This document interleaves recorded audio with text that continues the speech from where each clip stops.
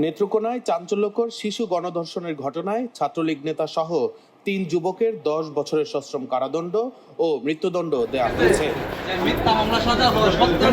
প্রত্যেককে ১ লক্ষ টাকা অর্থদণ্ড, অনাদায়ে আরও ৩ মাসের কারাদণ্ডাদেশ দিয়েছেন নেত্রকোনা জেলা নারী ও শিশু নির্যাতন দমন ট্রাইব্যুনালের বিচারক।